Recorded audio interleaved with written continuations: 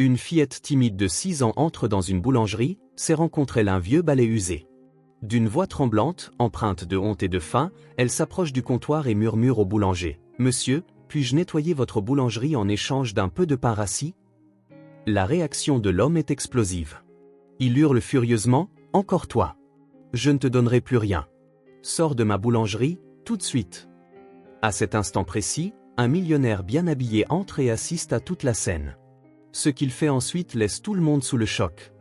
Avant de commencer l'histoire, n'oubliez pas de laisser un like et de vous abonner à la chaîne pour voir plus d'histoires comme celle-ci. Le vent d'hiver cinglant balayait les rues du centre-ville tandis qu'Anna, une fillette de 6 ans aux grands yeux déterminés, serrait un petit balai usé contre sa poitrine. Ses petits doigts gelés ne tremblaient pas seulement à cause du froid, mais aussi à cause du courage qu'elle avait dû rassembler pour entrer dans cette boulangerie d'où émanait l'arôme tentant du pain frais. Ses vêtements déchirés et sales contrastaient douloureusement avec la vitrine étincelante de l'établissement. Anna avait passé toute la matinée à arpenter les rues, observant chaque personne qui entrait et sortait, étudiant leur visage, essayant de deviner qui pourrait avoir un cœur assez bon pour ne pas la chasser immédiatement. Son estomac la tiraillait depuis 2 jours. Sa grand-mère était encore plus faible, toussant tellement durant la nuit qu'elle parvenait à peine à dormir. Les médicaments étaient épuisés depuis la semaine dernière, et le peu d'argent qu'elle avait réussi à obtenir en ramassant des canettes ne suffisait même pas à acheter une miche de pain. Anna savait qu'elle devait essayer autre chose, même si cela signifiait affronter une nouvelle fois l'humiliation. La chaleur qui s'échappa de la boulangerie lorsque la porte s'ouvrit fit picoter ses joues gelées. Le contraste était brutal. Dehors, le monde était gris et hostile. À l'intérieur, tout semblait doré et accueillant. Les étagères étaient remplies de toutes sortes de pains, de gâteaux qui ressemblaient à des œuvres d'art, et l'odeur douce et réconfortante lui rappelait des temps lointains où sa grand-mère pouvait encore cuisiner. Anna déglutit difficilement et fit un pas hésitant vers le comptoir. Ses jambes tremblaient, mais elle força ses pieds à continuer d'avancer. Le balai dans ses mains était sa seule offrande, la seule valeur qu'elle pouvait fournir en échange de nourriture. Elle l'avait trouvé, abandonné près d'un chantier, et l'avait nettoyé avec soin, s'assurant que tous les poêles étaient en place. Le boulanger, un homme costaud portant un tablier blanc saupoudré de farine, arrangeait des pains sur un plateau quand il remarqua la fillette. Ses yeux se plissèrent immédiatement, et Anna sentit le poids de son regard désapprobateur. Pourtant, elle continua d'approcher, chaque pas exigeant un courage qu'elle ne se savait pas posséder. D'une voix tremblante de honte et de faim, Anna réussit enfin à murmurer les mots qu'elle avait répétés dans sa tête tout le long du chemin. « Monsieur, puis-je balayer votre sol pour un peu de pain rassis ?» Ces paroles sortirent presque inaudibles, mais elles portaient une dignité touchante qui contrastait avec son apparence fragile. La réaction de l'homme fut explosive et immédiate. Son visage se tordit de colère, et il cria avec une fureur qui fit reculer Anna de peur. « Encore toi! Je ne te donnerai plus rien. Sors de ma boulangerie. Maintenant !» Sa voix résonna dans la boutique, poussant d'autres clients à se retourner pour observer la scène. Anna sentit les larmes lui brûler les yeux, mais elle essaya de rester forte. Elle avait déjà vécu cela, mais cette fois, le rejet semblait encore plus cruel. Peut-être était-ce parce qu'elle était plus faible, ou parce que les espoirs de sa grand-mère dépendaient d'elle. Mais les mots du boulanger la frappèrent comme des coups physiques. La cloche de la porte sonna à cet instant précis, et un homme élégant, portant un manteau coûteux et une mallette en cuir, entra dans la boulangerie. Edward Morgan, un homme d'affaires de 50 ans, s'était simplement arrêté pour prendre son petit déjeuner habituel avant de se rendre au bureau. Ses mains gantées et ses chaussures cirées témoignaient d'une vie de confort et de privilèges. Edward assista à toute la scène, la petite fille frêle, le petit balai dans ses mains, le cri furieux du boulanger. Il regarda Anna baisser la tête, et des larmes commençaient à couler sur ses joues sales, comme si chacune portait tout le poids de l'injustice du monde. Quelque chose en lui s'agita de manière inattendue. Depuis des années, Edward menait une vie contrôlée et solitaire, entouré de luxe, mais éloigné de toute véritable connexion humaine. À cet instant, en voyant la dignité de cet enfant être brisée, il ressentit une émotion qu'il n'avait pas éprouvée depuis longtemps. La fillette se dirigeait vers la porte, vaincue, et Edward sut qu'il ne pouvait pas la laisser partir ainsi. « Attendez » dit Edward d'une voix ferme, faisant s'arrêter Anna à mi-chemin de la porte. La fillette se retourna lentement, ses yeux gonflés et pleins de larmes montrant un mélange de peur et de confusion. Jamais personne n'était intervenu lorsqu'elle se faisait rejeter, et maintenant, elle ne savait pas comment réagir. Edward s'approcha d'elle à pas mesurés, essayant de ne pas l'effrayer davantage. Il pouvait voir que l'enfant tremblait, et il ne savait pas si c'était de froid ou de peur. Vous pouvez avoir tout ce que vous voulez, continua-t-il, faisant un geste vers les étagères chargées de pain et de pâtisseries. Anna resta complètement immobile, comme si les mots n'avaient aucun sens. Ses yeux allaient d'Édouard au boulanger, qui observait maintenant la scène avec une expression d'irritation mal dissimulée. La fillette était clairement effrayée par cette tournure inattendue des événements. Je ne comprends pas, monsieur, murmura Anna, sa voix tremblant encore. C'est à moi que vous parlez ? Demanda-t-elle en se désignant d'un petit doigt crasseux, comme si elle ne pouvait pas croire que quelqu'un s'adressait à elle avec gentillesse. Édouard sentit un pincement au cœur en réalisant à quel point cet enfant était peu habitué à la bonté. Oui, à toi. Tu peux choisir tout ce que tu aimerais manger, répéta-t-il, en essayant de rendre sa voix plus douce et plus rassurante. Anna regarda les étagères avec une expression de totale stupéfaction. Il y avait tant d'options, tant de choses qu'elle n'avait jamais goûtées ou même imaginé pouvoir toucher. Ses yeux balayèrent les pains dorés, les gâteaux colorés, les pâtisseries qui brillaient comme des bijoux derrière la vitre. Mais après quelques secondes, elle désigna la miche la plus simple et la moins chère de l'étagère. « C'est la seule que je connais, monsieur, » dit-elle avec une innocence dévastatrice qui donna à Édouard l'impression qu'un poignard lui avait transpercé le cœur. Cette réponse simple mais profondément révélatrice lui montra le gouffre qui séparait leur réalité. Alors que lui avait accès à tout, elle ne connaissait que le strict minimum pour survivre. Le boulanger, visiblement agacé par la situation, attrapa brusquement le pain ordinaire et le posa sur le comptoir. « Ça fera $2, marmonna-t-il, souhaitant clairement que toute la situation se termine. Édouard ne pouvait pas quitter la fillette des yeux. Il y avait quelque chose en elle qui le touchait profondément. Peut-être était-ce la façon dont elle tenait le petit balai comme s'il s'agissait d'un trésor précieux, ou comment ses yeux montraient une sagesse triste qui ne devrait pas exister chez un enfant si jeune. « En fait, dit Édouard, se surprenant lui-même, je vais prendre 6 de vos pains les plus nutritifs. » Il désigna les pains complets remplis d'ingrédients sains, ceux qui coûtaient 10 fois plus cher que le pain ordinaire qu'Anna avait choisi. Les yeux de la fillette s'écarquillèrent tellement qu'Édouard crut qu'elle allait s'évanouir. Elle regarda les pains chers, puis lui, puis de nouveau les pains, comme si elle essayait de traiter une information impossible à croire. « Monsieur, c'est trop, » murmura-t-elle, la voix brisée par l'émotion. « Je n'ai pas besoin de temps. Un seul est plus que suffisant pour moi. » Un autre type de larmes se mit à couler sur son visage. Ce n'étaient plus des larmes de douleur, mais de gratitude si profonde qu'elle en semblait douloureuse. Édouard paya le pain sans un mot de plus, observant, fasciné, la jeune fille réagir à chacun de ses gestes.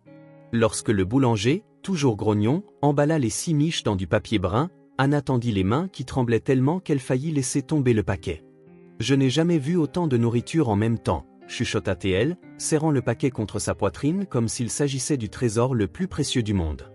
Les larmes continuaient de couler. Mais maintenant, elle souriait, un petit sourire timide, mais authentique. Édouard se sentit transformé par ce sourire. Pendant des années, il avait mené une vie mécanique, entouré de gens qui ne l'approchaient que par intérêt. Il n'avait jamais vu quelqu'un montrer autant de gratitude pour quelque chose de si simple. La pureté de cette joie le poussa à tout remettre en question sur sa propre existence. « Comment t'appelles-tu » demanda-t-il doucement, s'accroupissant à sa hauteur. « Anna » répondit-elle, essuyant ses larmes avec la manchette de sa manche en lambeaux. « Et vous ? Je veux dire, où, monsieur ?» « Édouard » dit-il en lui tendant la main. Anna regarda la main gantée avec hésitation, comme si elle n'était pas sûre qu'il soit approprié de la toucher avec ses mains sales. Quand ils se serrèrent enfin la main, Édouard sentit une connexion à laquelle il ne s'attendait pas. Il y avait quelque chose chez cet enfant qui éveillait en lui des sentiments qu'il croyait morts depuis longtemps. Des sentiments paternels, protecteurs, qui le surprirent par leur intensité. Anna quitta la boulangerie en portant les pains comme si elle portait l'espoir. Édouard la regarda à travers la vitre, la voyant se diriger vers la place de l'autre côté de la rue. Quelque chose en lui avait changé de manière irrévocable en ces quelques minutes, et il savait qu'il ne pouvait pas simplement oublier cette fille et retourner à sa vie normale. Édouard ne put se concentrer sur rien de toute la matinée. Assis à son bureau au 5e étage de l'immeuble de son entreprise, ses yeux dérivaient constamment vers la fenêtre donnant sur la place où Anna était allée. La réunion avec les investisseurs japonais était prévue pour 10 heures, mais son esprit revenait sans cesse à cette petite fille courageuse. À 9h30, il se leva et se dirigea vers la fenêtre panoramique de son bureau. En bas, il la localisa facilement, une minuscule silhouette assise sur un banc du parc, le paquet de pain soigneusement ouvert à côté d'elle. Elle mangeait lentement, savourant chaque morceau comme s'il s'agissait du repas le plus exquis du monde. Son assistante, Marsha, entra dans la pièce, portant une pile de documents. « Monsieur Morgan, les investisseurs du Japon viennent d'arriver. Ils sont dans la salle de conférence », annonça-t-elle, mais remarqua que son patron semblait complètement absorbé par quelque chose à l'extérieur. « 5 minutes, murmura Edward sans se détourner de la fenêtre. Il y avait quelque chose de fascinant dans la façon dont Anna mangeait. Chaque bouchée était calculée, prudente, comme si elle savait qu'elle devait faire durer la nourriture le plus longtemps possible. Marsha s'approcha, curieuse. « Se passe-t-il quelque chose en bas, monsieur ?» Edward désigna discrètement la place. « Vous voyez cette fille sur le banc ? Elle m'a fait reconsidérer quelques petites choses ce matin. » Sa voix portait une confusion que Marsha n'avait jamais entendue auparavant. En 15 ans de travail pour lui, elle ne l'avait jamais vu aussi déstabilisé par quelque chose sans rapport avec les affaires. « Monsieur Morgan, dit doucement Marsha. Les investisseurs attendent. Cette réunion est cruciale pour le contrat d'exportation. » Edward soupira et s'éloigna de la fenêtre. « Vous avez raison. Allons-y. » Mais alors qu'il se dirigeait vers la salle de conférence, il ne pouvait s'empêcher de penser à l'expression sur le visage d'Anna quand elle avait dit qu'elle ne connaissait que le pain le moins cher. Quel genre de monde était-ce, où un enfant si jeune connaissait déjà si bien les limites de la pauvreté ? La réunion commença avec les formalités habituelles. Les cadres japonais étaient polis et méticuleux, présentant des graphiques et des projections avec la précision caractéristique de leur culture d'entreprise.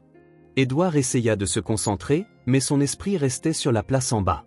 « Monsieur Morgan, dit le dirigeant principal, nous aimerions discuter des conditions de distribution pour le marché asiatique. » Edward força son attention à revenir sur la présentation, mais une partie de son esprit restait divisée.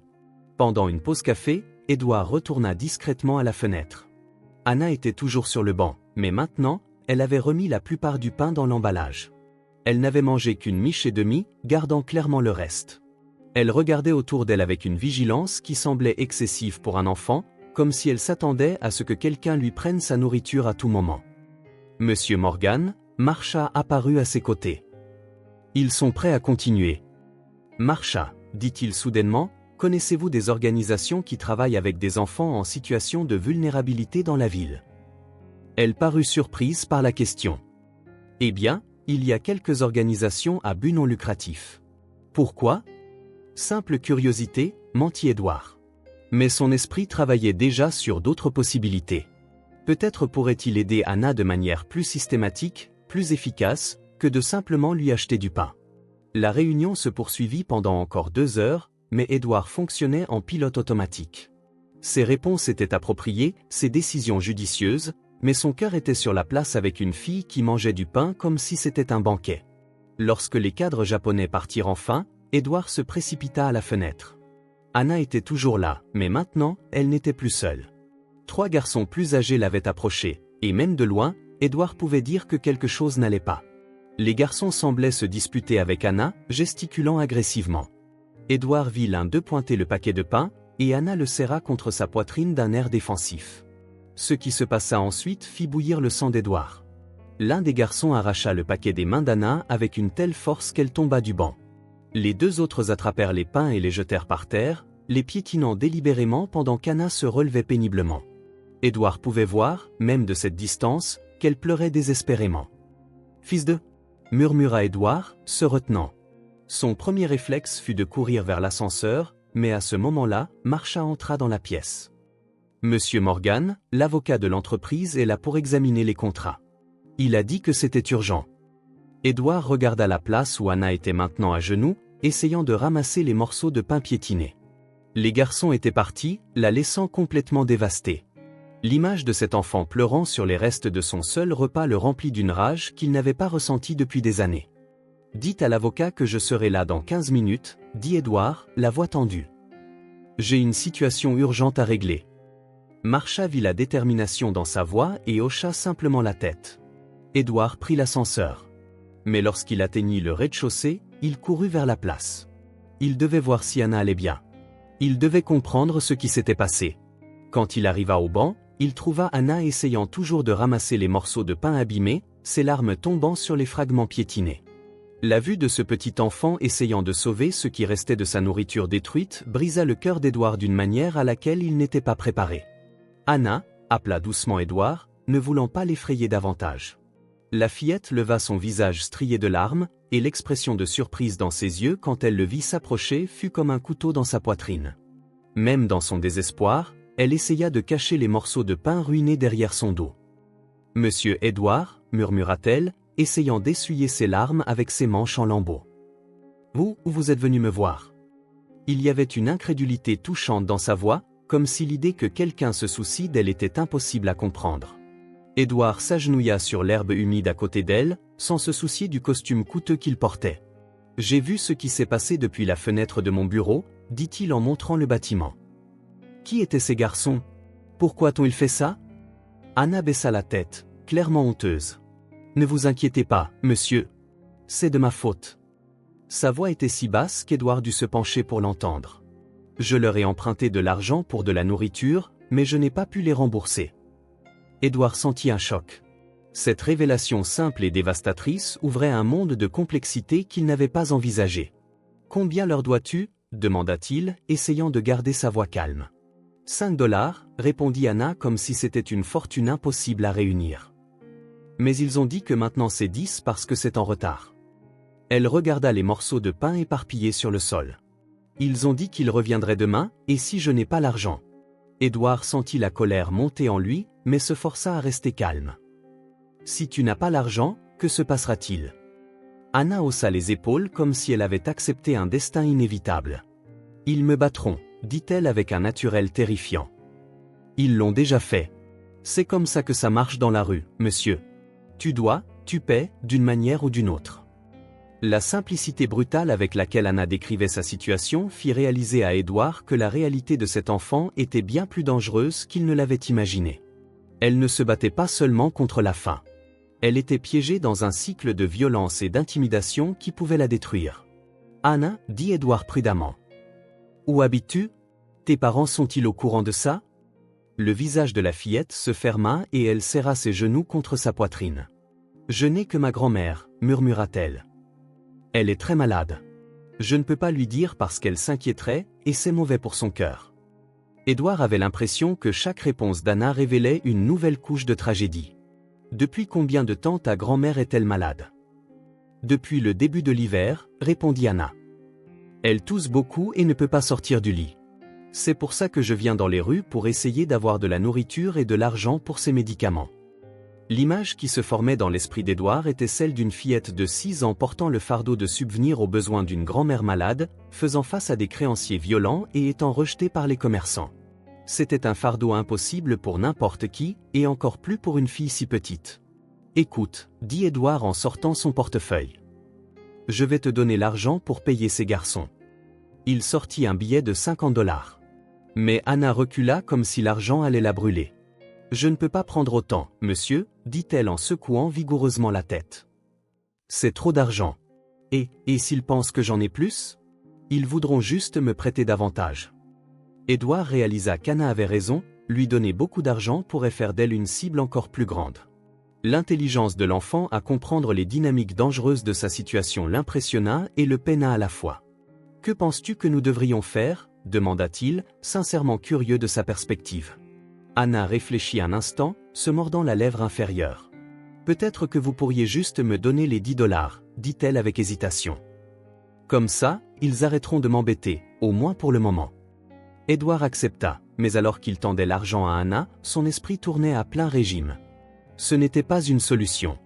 C'était juste un report. Ces garçons continueraient d'exploiter Anna, et elle resterait piégée dans ce cercle vicieux. « Anna, » dit-il impulsivement, « serais-tu d'accord pour me montrer où tu habites? J'aimerais rencontrer ta grand-mère. » Le visage d'Anna s'illumina d'une joie timide, puis s'assombrit à nouveau. « Elle n'est pas très belle à voir, monsieur. Elle est très maigre et pâle. Et notre maison, ce n'est pas comme une maison normale. »« Ça m'est égal, » dit Édouard avec sincérité. « Mais je veux mieux comprendre votre situation pour pouvoir vraiment aider. » Anna le regarda avec un mélange d'espoir et de peur. « Vous promettez que vous ne serez pas en colère quand vous verrez comment nous vivons. » Le cœur d'Édouard se serra. « Je le promets, dit-il. » Je ne serai jamais en colère contre toi pour quelque chose qui n'est pas de ta faute. Anna se leva lentement, rangeant l'argent dans la poche de son pantalon déchiré avec le soin de quelqu'un qui manipule un trésor. Mamie sera contente de vous rencontrer, dit-elle avec un petit sourire authentique. Ça fait longtemps que personne n'est venu nous rendre visite. Alors qu'ils marchaient ensemble vers les faubourgs négligés de la ville, Édouard sentit qu'il était sur le point de découvrir une réalité qui changerait sa vie pour toujours. Le courage et la dignité de cette petite fille avaient déjà planté une graine de transformation dans son cœur, et il savait qu'il n'y avait pas de retour en arrière possible. La marche jusqu'aux abords de la ville dura près d'1 heure. Édouard ne s'était jamais aventuré dans ces rues étroites et défoncées, où les maisons s'entassaient dans un labyrinthe de survie. Anna marchait devant lui d'un pas sûr, connaissant chaque raccourci et chaque danger caché dans ces ruelles. « Monsieur Édouard » dit Anna en s'arrêtant devant une structure qui ressemblait plus à un tas de vieux bois et de bâches noires. « C'est notre maison. » Sa voix portait un mélange de fierté et de honte, comme si elle voulait qu'il sache que cet endroit était spécial pour elle, tout en comprenant qu'il ne représentait pas grand-chose aux yeux du monde. Édouard dut se forcer à ne pas montrer le choc qu'il ressentait. Ce n'était pas une maison. C'était une cabane précaire avec des murs en contreplaqué dont les trous étaient recouverts de morceaux de plastique. Le toit était un mélange de bardeaux cassés et de bâches, et toute la structure semblait pouvoir s'effondrer sous un vent fort. « Mamie » appela doucement Anna, en poussant une porte faite de planches mal ajustées. « J'ai amené un visiteur. » L'intérieur de la cabane était encore plus choquant que l'extérieur. Une seule pièce servait de chambre, de cuisine et de salon, avec un sol en terre battue partiellement recouvert de morceaux de vieux tapis. Dans le coin le plus éloigné, un lit double occupait près de la moitié de l'espace disponible, et sur celui-ci reposait une femme âgée qui semblait n'être que peau et os. « Qui est-ce, mon enfant » demanda la grand-mère d'une voix faible et rauque. Quand ses yeux se posèrent sur Édouard, il put voir la surprise et l'inquiétude se mêler sur son visage ridé. « Mamie, c'est monsieur Édouard » dit Anna en s'approchant du lit. « Il a été très gentil avec moi aujourd'hui. Il nous a acheté du pain. » La femme essaya de s'asseoir, mais une violente quinte de toux la fit renoncer. Édouard regarda avec horreur la toux semblait consumer toutes ses forces, la laissant encore plus pâle et fragile. « S'il vous plaît, ne vous levez pas » dit Édouard doucement en s'approchant du lit. « Anna m'a dit que vous ne vous sentiez pas bien. »« Je suis désolé de vous recevoir ainsi » murmura la grand-mère, clairement embarrassée. « Nous n'avons rien à offrir. »« Anna, où sont tes manières ? » ?»« Sers un verre d'eau, monsieur. » Anna regarda autour d'elle, désespérée. « Mamie, il n'y a plus d'eau depuis hier. J'allais en chercher plus tard au robinet public. » Édouard avait l'impression que chaque détail de cette réalité était un coup de poing dans l'estomac. Il n'y avait pas d'eau, pas de nourriture à part le pain qu'il avait acheté. Pas de meubles à part le lit et un poêle à bois de fortune dans le coin. « Je m'appelle Édouard Morgan, » dit-il en tirant une chaise en plastique cassée du coin. « Anna m'a dit que vous étiez malade depuis un certain temps. Avez-vous vu un médecin ?» La grand-mère eut un rire amer, ce qui provoqua une autre quinte de toux. « Un médecin, monsieur Morgan ? Nous n'avons même pas de papier, pas d'acte de naissance, pas de numéro de sécurité sociale. Anna est née ici même. Jamais déclarée. Je suis venu d'un autre État il y a 40 ans et j'ai perdu mes papiers en cours de route. Pour le gouvernement, nous n'existons pas. » Édouard sentit le monde tourner. La première grande révélation de la situation se dévoilait. Anna et sa grand-mère étaient invisibles pour le système. Pas de documents, pas d'assistance médicale, pas de filet de sécurité sociale.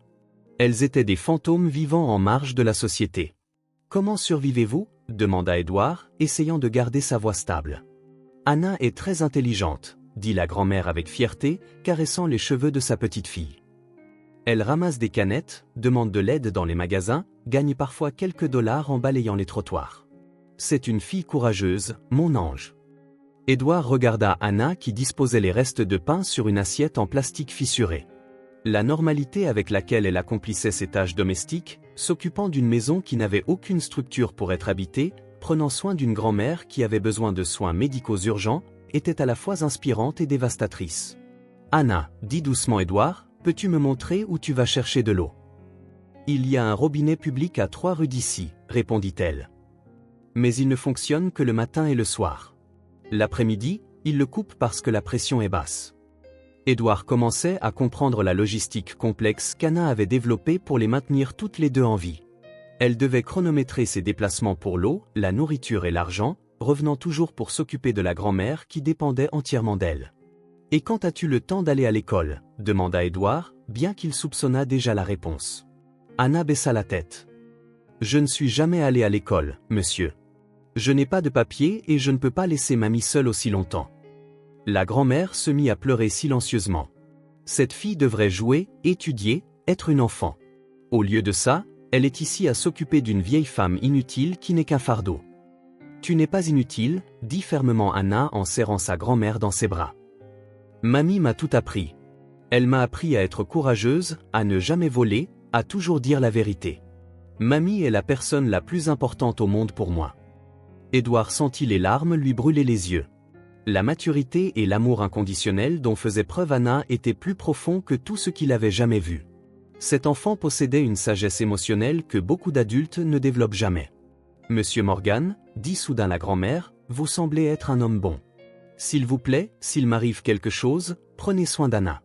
Elle n'a personne d'autre au monde. » L'urgence et le désespoir dans la voix de la vieille femme firent réaliser à Édouard que la situation était encore plus critique qu'il ne l'avait imaginé. Ce n'était pas seulement une famille traversant des moments difficiles.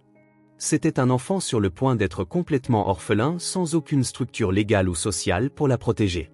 Une semaine s'était écoulée depuis qu'Édouard avait rencontré Anna et sa grand-mère. Chaque jour, il trouvait une excuse pour passer par la place de la ville, espérant voir la fillette. Parfois elle était là, parfois non. Mais quand ils se rencontraient, il lui achetait toujours de la nourriture à emporter à la maison. Édouard était devenu une partie de la routine de survie d'Anna, et cela le faisait se sentir utile d'une manière que ses affaires n'avaient jamais fait. Ce mardi matin, Édouard était en réunion quand il reçut un appel de la réception.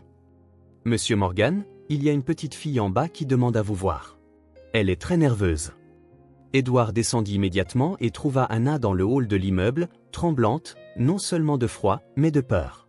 Son visage était bouffi comme si elle avait beaucoup pleuré, et elle n'arrêtait pas de jeter des coups d'œil vers la rue à travers les portes vitrées. « Anna, que s'est-il passé » demanda Édouard en s'agenouillant à sa hauteur. « Monsieur Édouard » murmura-t-elle. « Ils me suivent. Les garçons. Ça fait 3 jours et je ne peux pas sortir pour chercher de la nourriture correctement parce qu'ils n'arrêtent pas de me poursuivre. » Édouard sentit la colère familière monter en lui. « Mais ne les as-tu pas remboursés ?»« Si » confirma Anna. « Mais maintenant, ils ont inventé quelque chose de nouveau.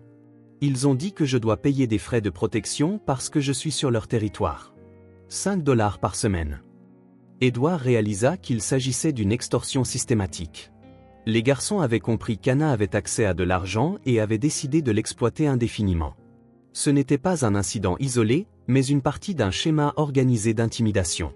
« Combien sont-ils » demanda Édouard. « 3, répondit Anna. « Le plus grand s'appelle Rico. C'est le chef.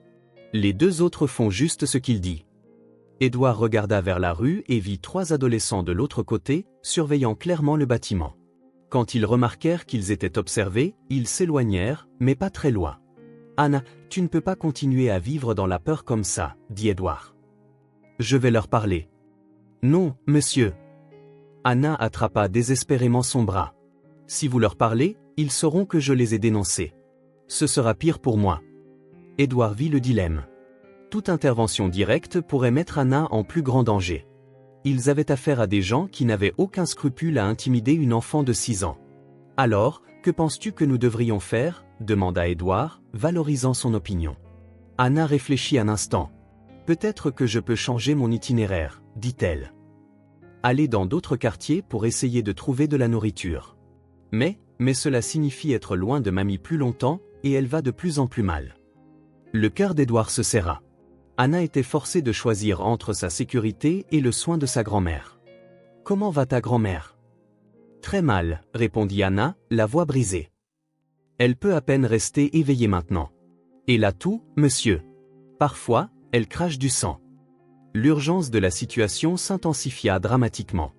La grand-mère d'Anna avait besoin de soins médicaux immédiats, mais Anna ne pouvait même pas quitter la maison correctement pour trouver de l'argent ou de la nourriture à cause du harcèlement. « Anna, » dit Édouard prudemment. « Et si j'emmenais ta grand-mère à l'hôpital ? J'ai une voiture. Je peux ? » « Elle n'a pas de papier, » l'interrompit Anna. « Et moi non plus. Ils ne nous soigneront pas. J'ai essayé une fois. Quand mamie s'est évanouie. La dame à l'accueil a dit que sans pièce d'identité ou carte d'assurance, il ne pouvait rien faire. Édouard réalisa qu'il était confronté à un système qui excluait systématiquement les plus vulnérables. Sans documents, Anna et sa grand-mère étaient invisibles non seulement pour les aides sociales, mais aussi pour les soins médicaux de base. « Écoute, » dit Édouard en prenant une décision. « Je vais trouver un moyen de régler ça, à la fois la situation avec les garçons et avec ta grand-mère, mais j'ai besoin que tu me fasses confiance. » Anna le regarda avec des yeux remplis de larmes. « Je vous fais confiance, monsieur Édouard. Vous êtes la seule bonne personne qui soit entrée dans nos vies depuis très, très longtemps. » À ce moment, Édouard vit à travers les portes vitrées que les 3 garçons étaient revenus et s'approchaient du bâtiment. Anna les vit aussi et se recroquevilla derrière lui. « Ils m'ont vu entrer ici, » murmura-t-elle. « Maintenant, ils sauront que j'ai un ami avec de l'argent. Ça va être bien pire. » Édouard réalisa que sa propre intervention bien intentionnée compliquait la situation d'Anna. Ses bourreaux savaient maintenant qu'elle avait un protecteur, ce qui pouvait soit intensifier l'extorsion, soit les amener à changer de tactique. « Peux-tu rester ici quelques heures ?» demanda Édouard. « Je vais demander à mon assistante de te laisser rester dans son bureau pendant que je règle certaines choses. » Anna hésita. « Et mamie ? Elle est seule. »« Combien d'heures passes-tu habituellement à chercher de la nourriture ?» demanda Édouard. « Presque toute la journée, » admit Anna.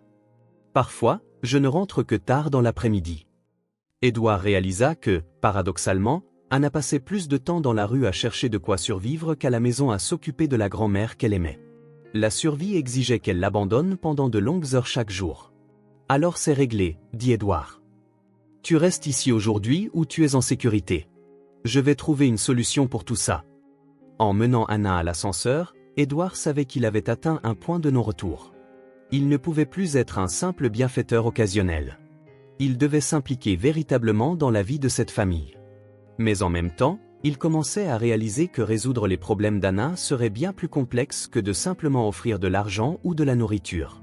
Anna passa le reste de l'après-midi dans le bureau d'Édouard, silencieuse et observatrice, fascinée par un monde qu'elle n'avait jamais imaginé. Marcia, l'assistante, fut charmée par la politesse et l'intelligence de la fillette, lui offrant des livres pour enfants qu'elle gardait dans un tiroir pour les visites de ses petits-enfants. Édouard essaya de travailler, mais son esprit élaborait des plans pour aider Anna plus efficacement. Il envisageait d'engager un avocat spécialisé dans les questions sociales quand son téléphone sonna. C'était un numéro inconnu. « Allô ?» répondit Édouard. « C'est vous le gars qui protège la petite Anna ?» La voix était jeune mais empreinte d'une arrogance dangereuse. Le sang d'Édouard se glaça. « Qui est à l'appareil ? » Peu importe. Ce qui compte, c'est que maintenant on sait qu'elle a un parrain riche. Les choses ont changé. Si vous voulez qu'on la laisse tranquille, ça vous coûtera 5 cents par mois. Édouard serra le téléphone. Et si je refuse ? La petite en subira les conséquences. Et écoutez, on sait où elle habite. On sait aussi pour la vieille malade. Ce serait dommage qu'il leur arrive quelque chose à toutes les deux. La ligne se coupa. Édouard regarda Anna, qui feuilletait un livre de contes sur le canapé de son bureau, complètement inconsciente de la menace qui venait d'être proférée. L'innocence de son visage contrastait brutalement avec la réalité dangereuse qui l'entourait. Édouard prit une décision qui allait tout changer. Au lieu de simplement payer l'extorsion, il appela un vieil ami qui travaillait dans l'unité de protection de l'enfance de la police. « Rick, j'ai besoin d'une faveur urgente, » dit Édouard quand le détective répondit. « Édouard, ça fait longtemps. Que puis-je faire pour toi ?» Édouard expliqua rapidement la situation d'Anna, omettant seulement le fait qu'elle n'avait pas de papier. Rick écouta attentivement et promit d'envoyer une voiture de patrouille pour enquêter sur les garçons qui extorquaient la fillette. Ce qu'Édouard n'attendait pas, c'est que son appel déclencherait une série d'événements imprévus. Le lendemain matin, en arrivant à son bureau, il trouva Anna qui l'attendait dans le hall. Mais cette fois, elle n'était pas seule. Une assistante sociale était à ses côtés, et toutes deux semblaient très tendues. « Monsieur Morgan, » dit l'assistante sociale, une femme d'âge mûr à l'expression sévère. « Je dois vous parler d'Anna. » Édouard sentit un terrible pressentiment. Que s'est-il passé ? Nous avons reçu des signalements indiquant qu'une mineure est maintenue dans des conditions de logement et de soins inadéquates. Nous avons également été informés qu'elle est impliquée dans des activités de mendicité et qu'elle est exploitée. Édouard regarda Anna, qui était pâle et effrayée. « Des signalements de qui ? » C'est confidentiel, répondit l'assistante sociale. Ce qui est important, c'est que nous devons retirer Anna de cette situation dangereuse immédiatement. Elle sera placée en famille d'accueil et la femme âgée avec qui elle vit sera évaluée pour un placement éventuel dans un établissement adapté. La situation explosa comme une bombe. Édouard réalisa que quelqu'un avait utilisé le système de protection sociale comme une arme contre Anna. La fillette allait être séparée de sa grand-mère et placée dans une institution, tandis que la vieille femme serait envoyée dans une maison de retraite. « Non !» cria Anna, courant vers Édouard et s'accrochant à sa jambe. « Monsieur Édouard, ne les laissez pas m'emmener loin de mamie. Elle va mourir sans moi. » Édouard sentit une fureur qu'il n'avait jamais connue. « Et si je suis prêt à m'occuper d'elle ? Je peux fournir un logement convenable, des soins médicaux ? Avez-vous un lien de parenté avec la mineure ? Demanda l'assistante sociale. Non, mais... Alors vous n'avez aucun droit légal sur elle. Et franchement, Monsieur Morgan, un homme seul offrant ce genre d'aide à une enfant des rues, cela soulève certaines suspicions. Édouard comprit l'insinuation et ressentit un mélange d'indignation et de désespoir. Ses tentatives d'aider Anna étaient déformées, et maintenant, elle était punie pour avoir accepté son aide. S'il vous plaît, supplia Anna à l'assistante sociale. Je m'occupe bien de ma grand-mère. Elle est juste malade. Mais je sais comment lui donner ses médicaments. Je sais cuisiner pour elle. Ne me séparez pas d'elle, s'il vous plaît. L'assistante sociale regarda Anna avec une expression mêlant pitié et détermination. Ma chérie, tu es trop jeune pour porter ces responsabilités. Tu dois être une enfant. Aller à l'école. Avoir une vie normale. Ma vie normale, c'est avec ma grand-mère, cria Anna, les larmes coulant sur son visage. C'est ma famille. Vous ne pouvez pas me l'enlever. Édouard réalisa qu'il assistait à la destruction d'une famille qui, malgré toutes ses difficultés, était liée par un amour sincère. Anna et sa grand-mère se soutenaient mutuellement, l'une apportant la force physique, l'autre la sagesse et l'affection. « Combien de temps ai-je pour régler ça ?» demanda Édouard à l'assistante sociale. « L'ordonnance de retrait est pour aujourd'hui, » répondit-elle. « Nous avons déjà une équipe en route vers la résidence pour récupérer la femme âgée. » Anna se mit à sangloter désespérément. « Mamie, elle est seule. Elle va avoir si peur. » Édouard prit une décision désespérée. « Anna, connais-tu un endroit où toi et ta grand-mère pourriez vous cacher quelques jours pendant que je règle ça légalement ?» L'assistante sociale s'alarma. « Monsieur Morgan, ce serait une entrave à une ordonnance du tribunal. »« Et vous, vous détruisez une famille, » rétorqua Édouard. « Donnez-moi 48 heures pour prouver que je peux leur fournir des soins adéquats à toutes les deux. » Anna regarda Édouard avec un mélange d'espoir et de terreur. « Il y a la maison de Madame Maria, » murmura-t-elle. « C'est l'amie de mamie. Elle habite de l'autre côté du quartier. » Édouard savait qu'il était sur le point de franchir une ligne qui le mettrait en conflit direct avec le système juridique. Mais en regardant le désespoir dans les yeux d'Anna, il réalisa que certaines batailles valaient tous les risques. Sa vie confortable et prévisible était sur le point d'être complètement transformée par une petite fille courageuse qui avait choisi de se battre pour sa famille. Édouard prit la décision la plus risquée de sa vie. Pendant que l'assistante sociale était au téléphone avec ses supérieurs, il murmura à Anna : « Nous allons chercher ta grand-mère maintenant. Connais-tu un chemin détourné pour aller chez toi ?» Anna hocha rapidement la tête, comprenant l'urgence. « Il y a un sentier près du ruisseau. C'est plus long, mais personne ne l'emprunte. » Édouard dit à l'assistante sociale qu'il devait récupérer des documents chez lui et qu'il serait de retour dans 1 heure. La femme hésita, mais accepta d'attendre, ne se doutant pas de ses véritables intentions. Pendant le trajet en voiture vers les faubourgs de la ville, Anna resta silencieuse, se contentant d'indiquer les directions. Édouard pouvait voir qu'elle était terrifiée à l'idée qu'ils arrivent trop tard. Ses petites mains tremblaient sur ses genoux, et elle se mordait la lèvre inférieure jusqu'à la faire saigner. « Monsieur Édouard, dit-elle soudain, et si mamie ne supporte pas d'être déplacée ? Elle est si faible. » Édouard sentit le poids de la responsabilité qu'il avait assumée. « Nous prendrons soin d'elle, Anna. Mais d'abord, nous devons la faire sortir de là avant que les autres n'arrivent. » Lorsqu'ils approchèrent du quartier, Édouard gara la voiture à quelques rues de là, et ils continuèrent à pied par le sentier qu'Anna connaissait. Le chemin était escarpé et dangereux, passant près d'un ruisseau pollué et sur un sol instable.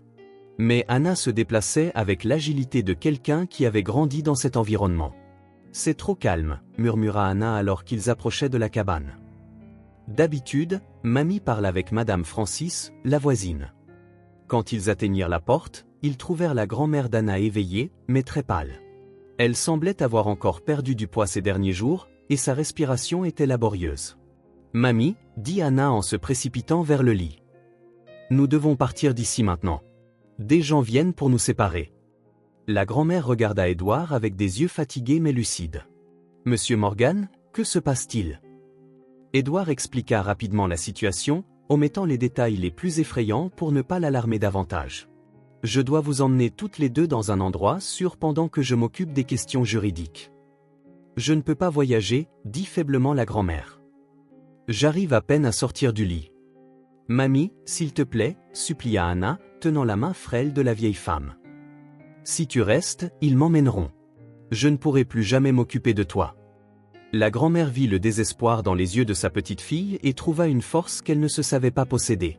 « D'accord, mon ange, nous allons essayer. » Édouard aida la grand-mère à s'habiller et à sortir du lit. Elle pesait si peu qu'il pouvait la porter facilement, mais il sentait que chaque mouvement lui causait de la douleur. Anna rassembla rapidement leurs quelques affaires, des vêtements, une photo jaunie de ses parents et une poupée de chiffon en lambeaux. « Monsieur Édouard, dit soudain Anna. Madame Maria habite juste là-bas. » Elle désigna une maison un peu mieux structurée de l'autre côté du quartier. « Mais et si elle ne veut pas nous accueillir? Et si elle a peur d'avoir des ennuis ?» Édouard réalisa qu'ils étaient sur le point de demander l'asile à des gens qu'ils connaissaient à peine, les mettant également en danger. « Nous devons essayer, dit-il. C'est notre seule option pour le moment. » Madame Maria était une femme robuste, aux yeux bienveillants, d'une soixantaine d'années, qui connaissait la famille d'Anna depuis longtemps.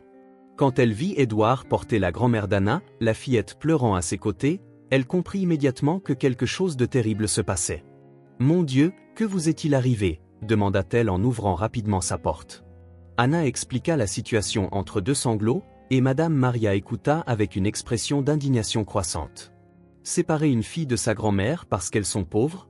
Dans quel monde vivons-nous? » Madame Maria, dit Édouard, je sais que c'est beaucoup demandé, mais pourrait-elle rester ici quelques jours?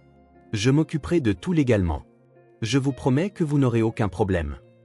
Madame Maria regarda la grand-mère d'Anna, qui était sur le point de s'effondrer d'épuisement, et Anna, qui s'accrochait à sa jupe comme une enfant perdue. Bien sûr qu'elles peuvent rester, dit-elle fermement. Et personne ne séparera cette famille tant que je serai en vie. Édouard ressentit une immense gratitude pour cette femme simple qui n'avait pas hésité à aider. Tandis que Madame Maria installait la grand-mère d'Anna dans son propre lit, Édouard expliqua qu'il devait retourner s'occuper des affaires juridiques, mais qu'il reviendrait le lendemain. « Monsieur Édouard, dit Anna en lui tenant la main, et si vous ne pouvez pas arranger les choses? Et s'il m'emmène quand même ?» Édouard s'agenouilla à sa hauteur et la regarda dans les yeux. « Anna, je te promets que je ferai tout ce qui est en mon pouvoir pour vous garder ensemble, mais j'ai besoin que tu sois courageuse encore un peu. »« D'accord, » hocha la tête Anna. Mais Édouard pouvait voir qu'elle était terrifiée. La fille qui avait affronté la faim, la violence et la maladie avec un courage stupéfiant était maintenant vaincue par la peur de perdre la seule famille qu'elle avait. Quand Édouard retourna en ville, il découvrit que l'assistante sociale avait mobilisé la police pour le retrouver. Son assistante, Marsha, était visiblement nerveuse quand il arriva au bureau. « Monsieur Morgan, dit-elle à voix basse. Plusieurs personnes sont venues ici vous chercher, vous et la fillette. Ils ont dit que vous pourriez être en train de commettre un crime. » Édouard réalisa qu'il avait franchi une ligne irréversible. Sa réputation, sa carrière, sa vie confortable, tout cela était maintenant en jeu pour une fillette de 6 ans qu'il avait choisi de protéger. Mais avec le recul, il savait qu'il n'aurait pas pu faire autrement. Il n'était plus seulement un bienfaiteur. Il était devenu un fugitif de la loi, protégeant une famille que le système considérait comme un problème à résoudre. Édouard passa une nuit blanche à essayer de trouver une solution légale. Il consulta 3 avocats différents, mais ils lui donnèrent tous la même réponse. Sans documents, il serait presque impossible d'obtenir rapidement la garde de la fillette. Le processus pourrait prendre des mois, et en attendant, Anna resterait dans une famille d'accueil. Le lendemain matin, il décida d'enquêter par lui-même pour savoir qui avait fait le signalement contre Anna. Il retourna à la boulangerie où tout avait commencé, espérant trouver un indice. Le boulanger le reconnut immédiatement et ne parut pas heureux de le voir. « Encore vous » dit l'homme avec hostilité. « Ne devriez-vous pas vous occuper de vos affaires au lieu de vous mêler des enfants des rues? Est-ce vous qui avez signalé Anna aux services sociaux » demanda directement Édouard. Le boulanger sourit malicieusement. « Et si c'était moi ?» Cette fille dérangeait les clients, faisait fuir les affaires. C'était une question d'hygiène publique. Édouard sentit la colère monter, mais se força à rester calme. Et les autres commerçants, étaient-ils dans le coup aussi? Écoutez, monsieur. Le boulanger se pencha sur le comptoir. Je vais être direct avec vous. Nous avons un groupe dans ce quartier qui se soucie de la qualité de notre zone commerciale. Les sans-abri, les enfants des rues, les toxicomanes. Ils font fuir les clients de la classe moyenne. Nous essayons juste de nettoyer un peu les rues. Édouard était face à la première révélation majeure. Il y avait un complot organisé parmi les commerçants locaux pour nettoyer les rues des pauvres. Le rejet cruel d'Anna n'avait pas été personnel. Il faisait partie d'une campagne systématique d'exclusion sociale. Et comment nettoyez-vous les rues, exactement? Demanda Édouard, essayant d'obtenir plus d'informations. Le boulanger réalisa qu'il en avait peut-être trop dit. Ce n'est rien d'illégal, dit-il sur la défensive. Nous décourageons simplement leur présence. Édouard quitta la boulangerie avec plus de questions que de réponses. Il décida d'enquêter sur les garçons qui extorquaient Anna. Il retourna sur la place où il la trouvait habituellement et observa. Il ne fallut pas longtemps pour que les trois apparaissent, la cherchant clairement. Édouard les approcha prudemment. « C'est vous les garçons qui connaissez Anna ?» Le plus âgé, qui semblait avoir environ 17 ans, le toisa avec méfiance. « Qui demande ? » « Je m'appelle Édouard. Vous m'avez appelé hier, vous vous souvenez ?» Les trois échangèrent des regards nerveux. « On n'a rien fait de mal, » dit l'un des plus jeunes. « Je ne suis pas ici pour me battre, » dit Édouard. « Je veux juste comprendre quelque chose. Avez-vous vraiment prêté de l'argent à Anna ou était-ce une invention ?» Le chef du groupe, Rico, hésita avant de répondre.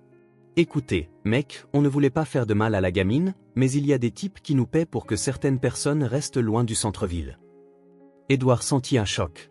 La deuxième révélation majeure était là.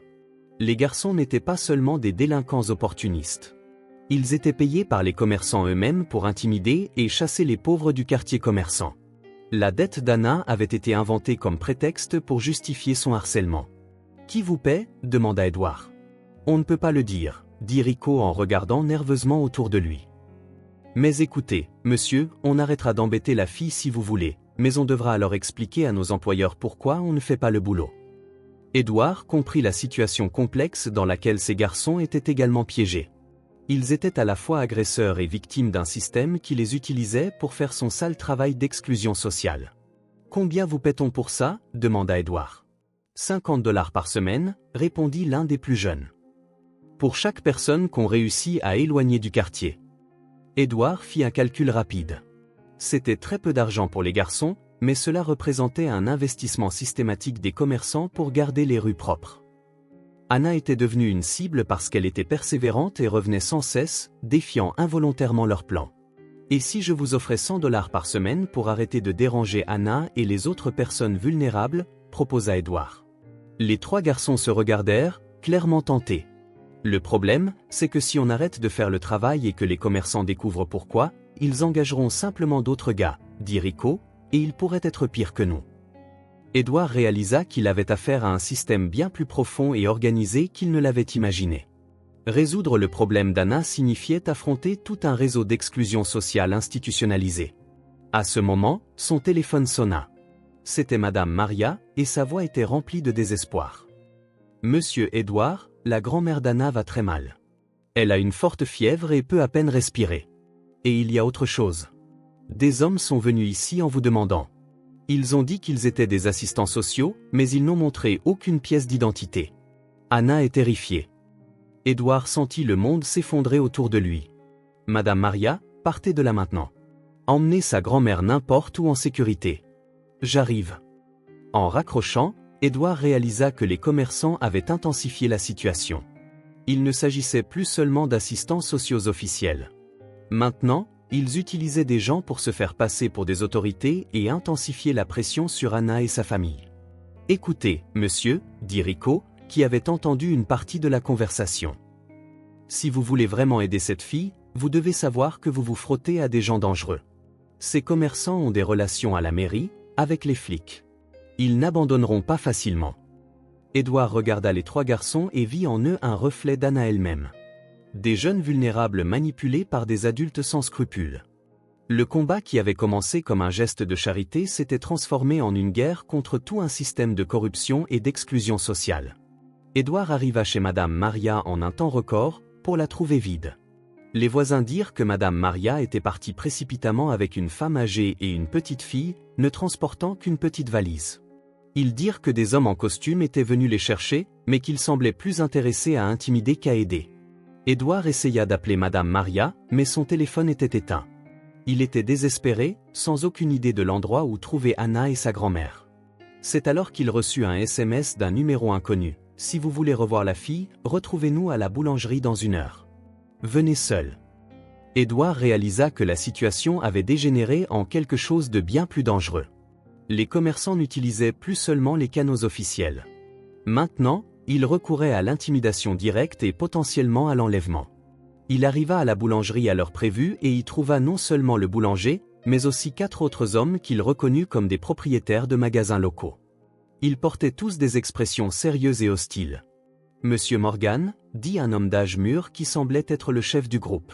« Vous causez beaucoup de problèmes à notre communauté d'affaires. »« Où sont Anna et sa grand-mère » demanda directement Édouard. « Elles sont en sécurité pour le moment », répondit l'homme avec un sourire cruel. « Mais cela dépendra de votre coopération. » Édouard sentit une fureur qu'il n'avait jamais connue. « Vous avez enlevé une enfant et une vieille femme malade. »« Nous n'avons enlevé personne, » dit le boulanger. « Nous les avons simplement redirigés vers un lieu plus approprié à leurs conditions sociales. »« Que voulez-vous » demanda Édouard, essayant de contrôler sa rage. Le chef s'approcha de lui. « Nous voulons que vous cessiez d'interférer avec nos efforts d'amélioration urbaine. Cette fille et d'autres comme elle nuisent à nos commerces. Nous gérions le problème de manière civilisée jusqu'à votre arrivée. »« Civilisée » cria presque Édouard. « Vous harcelez une fillette de 6 ans. »« Nous protégeons nos investissements et notre communauté » rétorqua froidement l'homme. « Vous avez le choix. Soit vous cessez de vous mêler de nos affaires, soit les conséquences seront beaucoup plus graves pour toutes les personnes concernées. » Édouard comprit qu'il était face à un nouveau tournant majeur. Les commerçants avaient plus de pouvoir et d'influence qu'ils ne l'avaient jamais imaginé. Ils avaient des relations qui leur permettaient de manipuler les assistants sociaux, d'engager des gens pour se faire passer pour des autorités, et étaient maintenant prêts à utiliser l'enlèvement pour atteindre leurs objectifs. « Et si je vous dénonce à la police » menaça Édouard. Le chef rit. « Avec quelle preuve ? De plus, nous avons des amis au commissariat local. Votre parole contre la nôtre. Qui pensez-vous qu'ils croiront ? Un homme d'affaires surpris en train de cacher une mineure ou des membres respectés de la communauté des affaires. » Édouard réalisa qu'il était complètement piégé. Ces hommes avaient pensé à tout et disposaient de ressources qu'il n'avait pas envisagées. « Qu'avez-vous fait d'elle » demanda Édouard, la voix tremblante de colère et d'inquiétude. « La vieille femme reçoit les soins médicaux dont elle a besoin, » dit le boulanger avec une fausse gentillesse. « Et la fille est dans un endroit sûr où elle apprendra à être une enfant normale, loin des rues. » Édouard comprit la menace implicite. Anna et sa grand-mère avaient été séparées, la chose même qu'elle craignait le plus. Sa grand-mère était probablement dans un hôpital ou une maison de retraite, sans papier et incapable de communiquer, tandis qu'Anna était dans une institution où personne ne croirait sa version de l'histoire. « Vous avez 24 heures pour décider » continua le chef. « Soit vous cessez de vous mêler de notre zone d'opération et retournez à votre vie d'homme d'affaires, soit les conséquences seront permanentes pour la fille et la vieille femme. » Édouard quitta la boulangerie, son monde s'effondrant autour de lui. En un peu plus de 2 semaines, sa vie avait été complètement transformée. L'homme qui avait mené une existence confortable et contrôlée était maintenant soumis au chantage de criminels se cachant derrière une façade de respectabilité commerciale. Cette nuit-là, Édouard prit la décision la plus importante de sa vie. Au lieu de céder aux menaces, il décida qu'il devait exposer publiquement tout le complot. Il commença à documenter tout ce qu'il avait découvert, se préparant à une bataille dont il savait qu'elle pourrait lui coûter sa réputation, son entreprise et même sa liberté. Mais l'image d'Anna serrant ce vieux balai, ne demandant qu'un peu de pain rassis en échange d'un travail honnête, ne quittait pas son esprit. Cette fille avait éveillé en lui un courage qu'il ne se savait pas posséder, et un sens de la justice qui sommeillait depuis des décennies.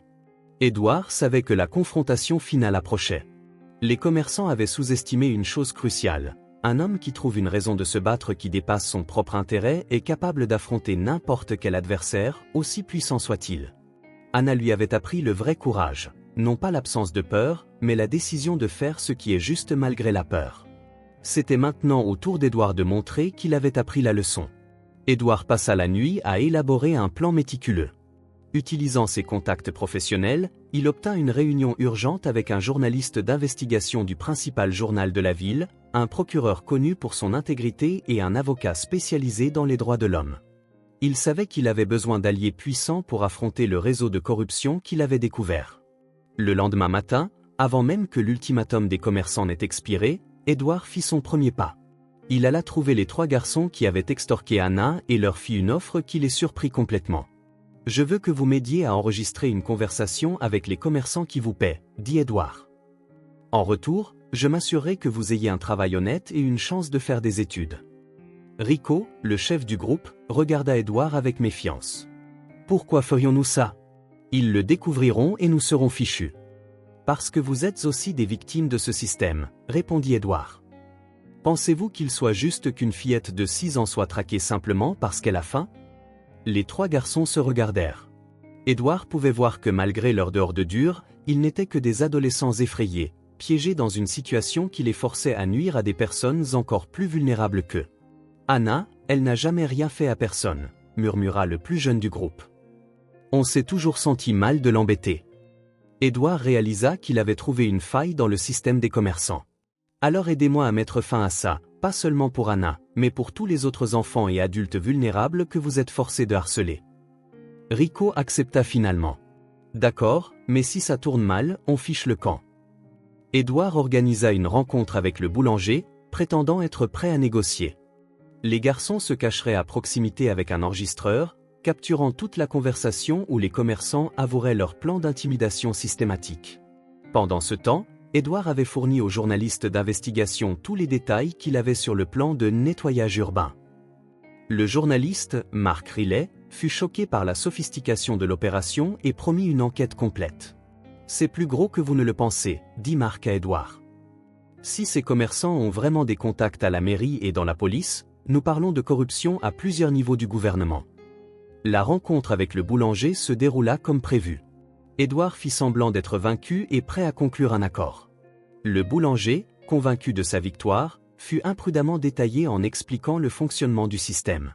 « Écoutez, monsieur Morgan, » dit le boulanger, sans savoir qu'il était enregistré. « Ce n'est rien de personnel. Ce sont juste les affaires.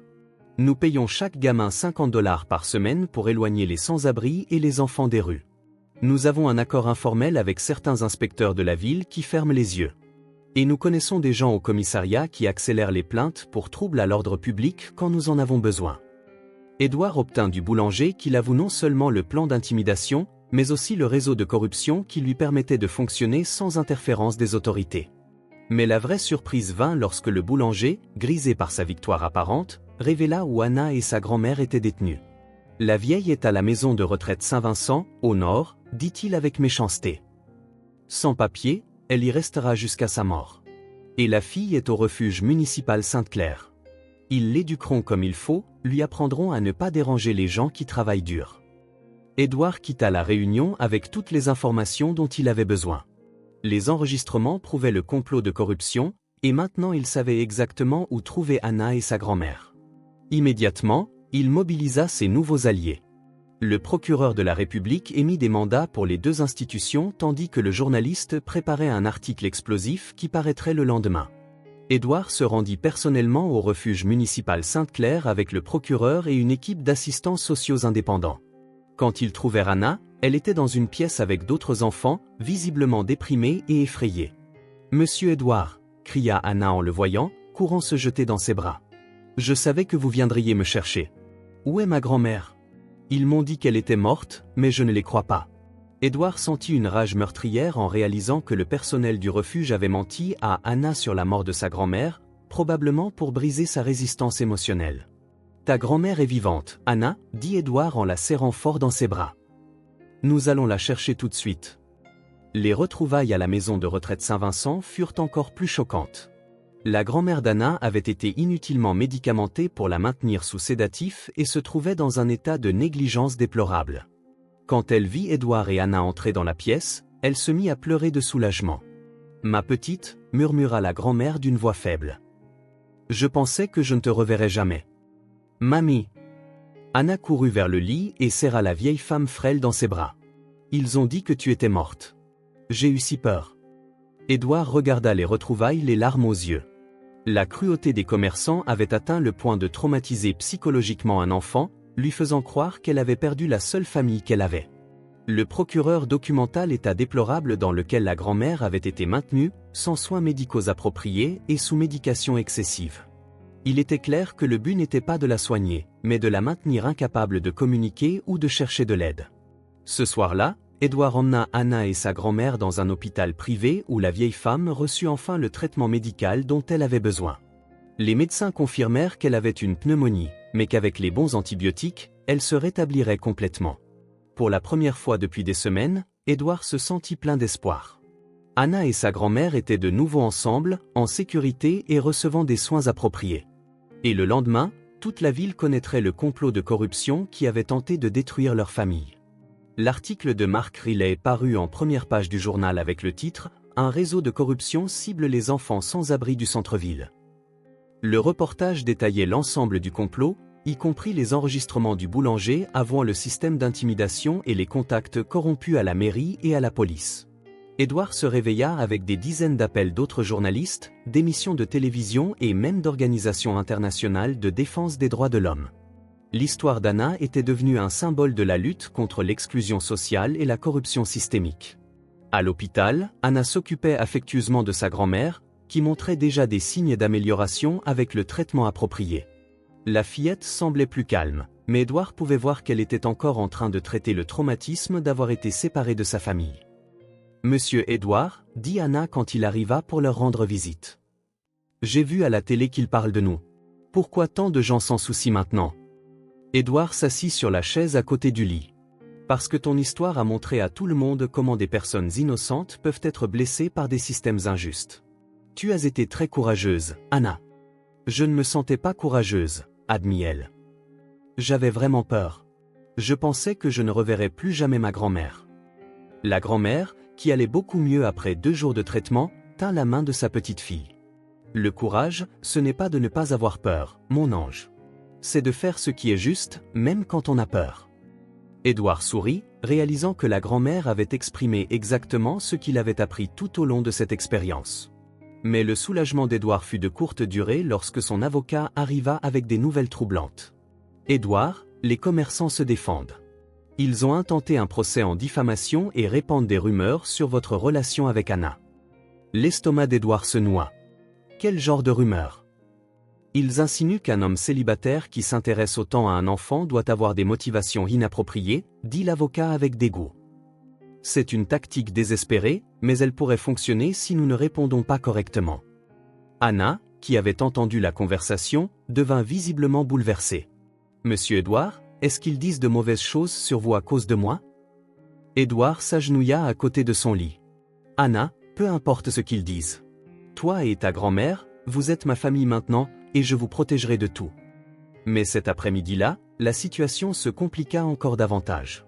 Des assistants sociaux officiels se présentèrent à l'hôpital avec une ordonnance du tribunal remettant en question l'aptitude d'Édouard en tant que tuteur temporaire d'Anna, citant les allégations préoccupantes soulevées par les commerçants.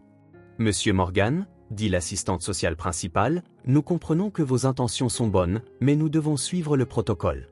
Anna doit être évaluée par notre équipe psychologique, et sa situation de garde doit être correctement formalisée. » Édouard réalisa que les commerçants utilisaient le système juridique lui-même pour continuer à harceler Anna même après avoir été démasqués.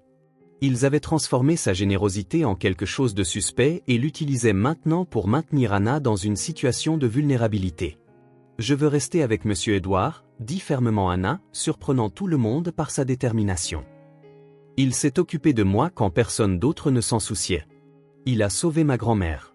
Pourquoi voulez-vous m'éloigner de lui ?» L'assistante sociale fut visiblement touchée par la sincérité d'Anna, mais maintint sa position professionnelle. « Ma chérie, nous devons nous assurer que tu es en sécurité et que toutes les personnes qui t'entourent ont les meilleures intentions. » Édouard savait qu'il avait atteint le moment le plus critique de toute la situation. Les prochaines heures détermineraient s'il pourrait garder Anna et sa grand-mère en sécurité, ou si les commerçants corrompus réussiraient à utiliser le système contre eux une dernière fois. Anna, dit calmement Édouard, aimerais-tu raconter à ces personnes comment nous nous sommes rencontrés et ce qui nous est arrivé? Anna hocha la tête, avec un courage qui impressionna toutes les personnes présentes, commença à raconter toute l'histoire.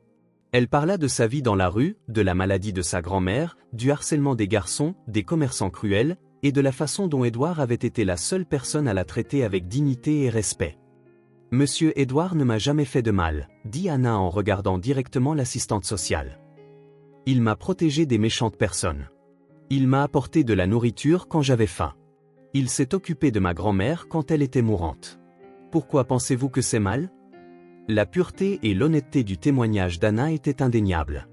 Édouard vit des larmes dans les yeux de plusieurs personnes présentes, y compris certains des assistants sociaux.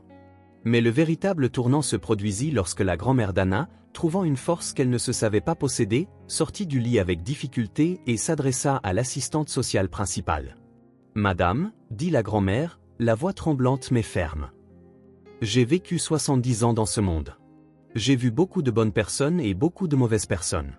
Cet homme a un cœur pur. Il a sauvé ma vie et celle de ma petite fille quand tout le monde nous avait abandonnés. Si vous lui enlevez Anna, vous punirez un saint pour avoir fait le travail que vous auriez dû faire. » Le silence qui suivit ne fut rompu que par le son des équipements médicaux. Édouard réalisa que c'était le moment de vérité. Tout ce qui s'était passé ces dernières semaines serait décidé dans cette chambre d'hôpital, sur la base du témoignage d'une petite fille courageuse et d'une grand-mère qui refusait de laisser l'injustice l'emporter une fois de plus. Le témoignage émouvant de la grand-mère créa un moment de silence respectueux dans la chambre d'hôpital. L'assistante sociale principale, Madame Albright, une femme expérimentée qui avait vu de nombreuses situations difficiles, essuya discrètement une larme. « Madame, dit-elle à la grand-mère, je comprends votre gratitude envers Monsieur Morgan, mais notre responsabilité est de nous assurer qu'Anna se trouve dans un environnement qui offre non seulement des soins, mais aussi une structure juridique appropriée. » Édouard réalisa que malgré l'émotion du moment, il devait encore résoudre les questions pratiques et juridiques qui lui permettraient de s'occuper officiellement d'Anna et de sa grand-mère. « Madame Albright, dit Édouard en s'adressant à la chef d'équipe, j'ai une proposition. Et si je pouvais démontrer que je peux offrir non seulement de l'amour et de la protection, mais aussi un foyer convenable et des opportunités éducatives pour Anna ?» À ce moment, Marsha, l'assistante d'Édouard, entra dans la pièce, portant un épais dossier. « Monsieur Morgan, j'ai apporté tous les documents que vous avez demandés. » Édouard avait passé les 2 derniers jours à travailler d'arrache-pied avec des avocats et des assistants sociaux indépendants pour préparer une demande d'adoption complète. Il avait vendu une partie de ses actions pour acheter une maison dans un quartier sûr avec un jardin pour qu'Anna puisse jouer et une chambre adaptée pour les soins médicaux continus de sa grand-mère. « Madame Albright, dit Édouard en ouvrant le dossier. Voici tous les documents pour l'adoption officielle d'Anna. J'ai aussi les papiers pour devenir le tuteur légal pour les soins médicaux de sa grand-mère. De plus, j'ai déjà inscrit Anna dans la meilleure école du quartier et engagé une infirmière pour s'occuper de sa grand-mère à la maison. » L'assistante sociale prit les documents, clairement impressionnée par l'organisation et la minutie de la demande. « Monsieur Morgan, vous avez fait tout ça en 2 jours ? » « Quand on trouve sa famille, répondit Édouard en regardant Anna, il n'y a pas de temps à perdre. Chaque minute compte. Anna s'approcha d'Édouard et lui tint la main. « Monsieur Édouard, est-ce que ça veut dire que je peux vous appeler papa ?» Édouard s'agenouilla à sa hauteur, les larmes aux yeux. « Si tu le veux, Anna, ce serait le plus grand honneur de ma vie. »« Et mamie vivra avec nous aussi ?» demanda Anna avec empressement. « Toujours, promis Édouard. Nous sommes une famille maintenant. Rien ni personne ne nous séparera plus jamais. » La grand-mère d'Anna, qui s'était visiblement renforcée ces derniers jours avec un traitement médical approprié, s'approcha d'Édouard avec des larmes de gratitude. « Monsieur Morgan, je n'ai pas de mots pour vous remercier. Vous n'avez pas seulement gagné une fille. Vous avez gagné une famille qui vous aimera pour toujours. » Madame Albright ferma le dossier et sourit. « Eh bien, Monsieur Morgan, il semble que vous ayez pensé à tout. Nous allons accélérer le processus d'adoption. Compte tenu des circonstances spéciales et du témoignage clair d'Anna sur son désir de rester avec vous, je pense que nous pouvons tout finaliser en quelques semaines. » Édouard ressentit un immense soulagement, mais il savait qu'un défi demeurait. Les commerçants corrompus n'abandonneraient probablement pas facilement. Comme s'il lisait dans ses pensées, l'avocat d'Édouard entra dans la pièce avec des nouvelles importantes. « Édouard, j'ai des nouvelles sur l'affaire des commerçants. L'enquête du procureur a révélé des preuves de corruption bien plus étendues que nous l'imaginions. L'avocat expliqua que les enregistrements des garçons avaient conduit à une enquête plus large, découvrant un réseau de corruption impliquant non seulement les commerçants, mais aussi des inspecteurs de la ville, certains policiers et même un conseiller municipal. Plusieurs arrestations avaient été effectuées et les principaux individus impliqués étaient poursuivis en justice. Et ce n'est pas tout, continua l'avocat avec un sourire. Rico et les 2 autres garçons qui ont aidé avec les enregistrements sont placés dans un programme de protection des témoins. Ils pourront aller à l'école et avoir un travail honnête, comme vous l'aviez promis. Edward sentit que la justice était enfin rendue. Non seulement Anna était en sécurité, mais son courage avait exposé tout un système de corruption qui nuisait à de nombreuses autres personnes vulnérables. « Monsieur, je veux dire, papa », dit timidement Anna, testant le nouveau mot. « Qu'est-ce qui va arriver à la boulangerie où tout a commencé ?» Edward sourit. « En fait, Anna, j'ai une surprise. J'ai acheté la boulangerie à l'homme qui a été arrêté.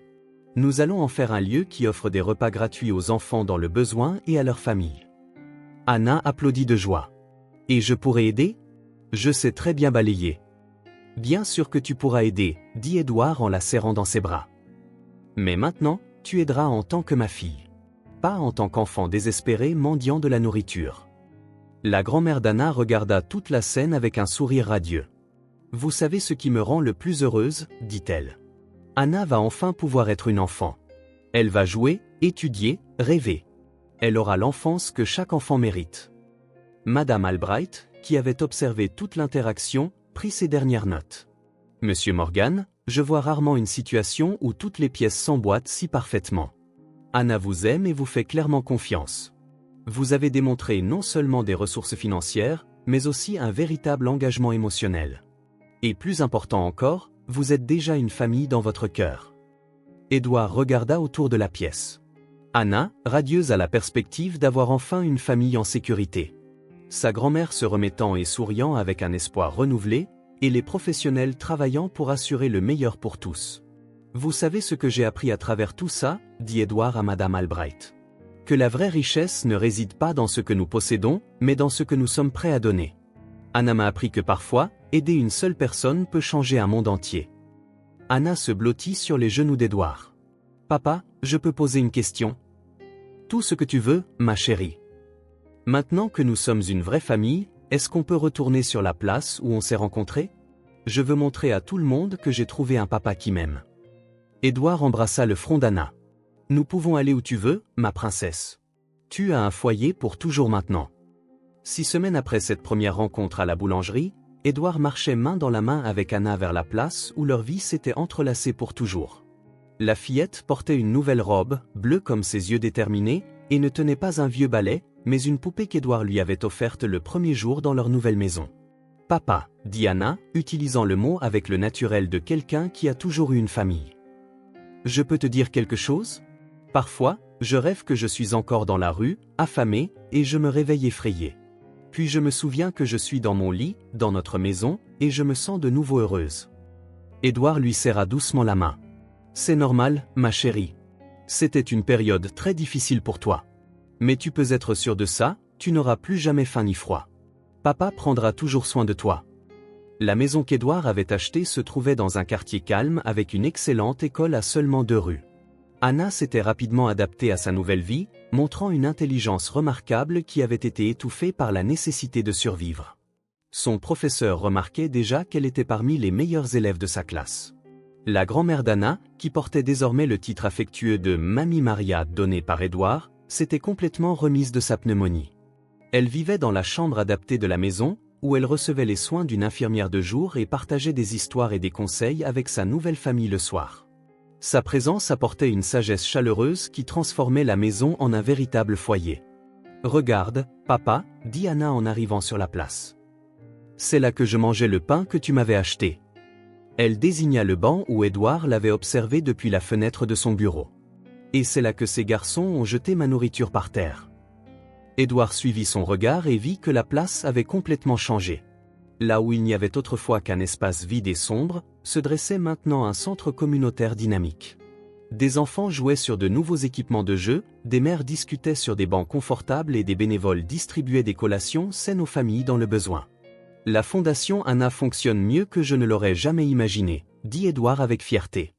Il avait créé la fondation en l'honneur de sa fille, axée sur l'aide aux enfants en situation de vulnérabilité sociale et à leur famille.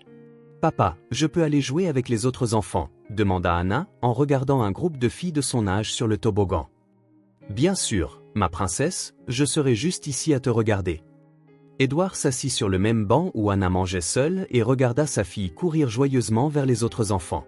Sa transformation était miraculeuse, d'une petite fille hantée par la faim à une enfant radieuse, pleine de rêves et de possibilités. Monsieur Morgan. Une voix familière le fit se retourner. C'était Rico, l'un des garçons qui harcelait Anna. Mais maintenant, il était méconnaissable. Les cheveux coupés, des vêtements propres, portant un sac à dos d'école. Rico, comment vas-tu? Édouard se leva pour le saluer. Très bien, monsieur. J'ai terminé mon équivalent du diplôme d'études secondaires dans le programme accéléré et j'ai commencé un cours de technologie. Rico sourit avec fierté. Je voulais vous remercier encore. Si vous ne nous aviez pas donné cette chance, vous l'avez mérité, Rico. Vous avez eu le courage de faire ce qui était juste quand ça comptait.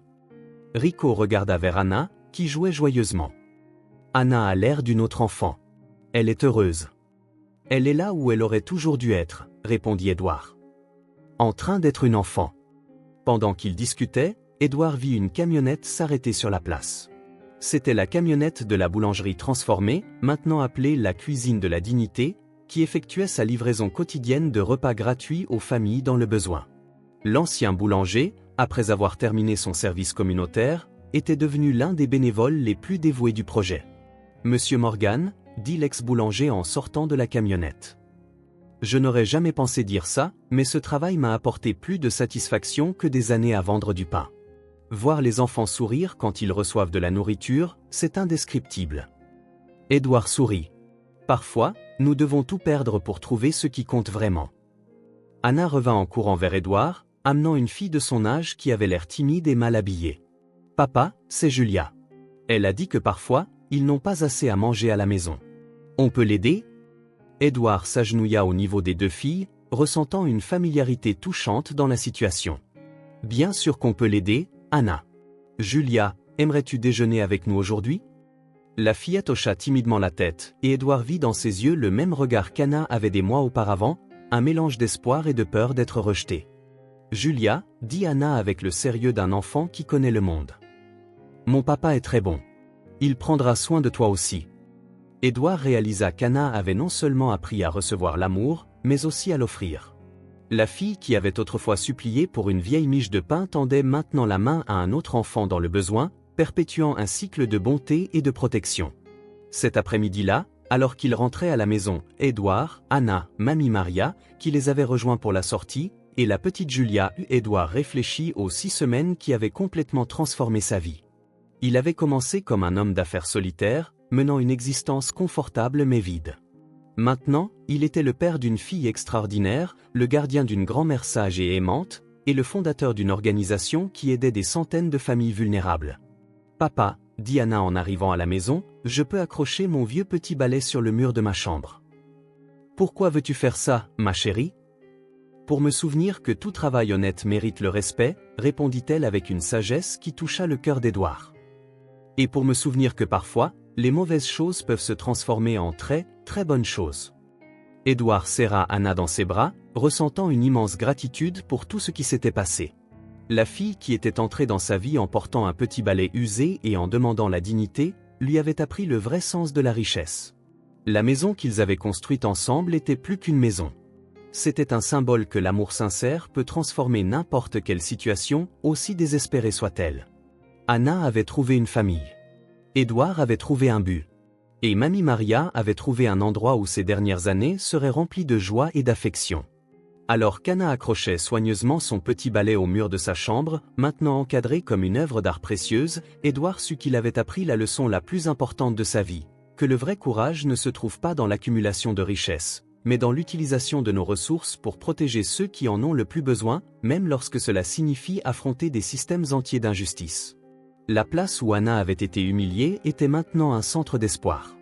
La boulangerie où elle avait été rejetée nourrissait maintenant des centaines d'enfants.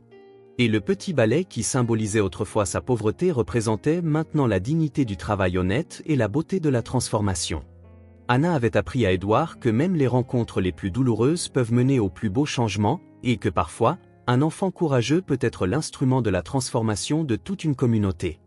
La fille qui ne demandait autrefois qu'une vieille miche de pain était devenue la fille qui a transformé pour toujours le cœur d'un homme et la vie de centaines de personnes.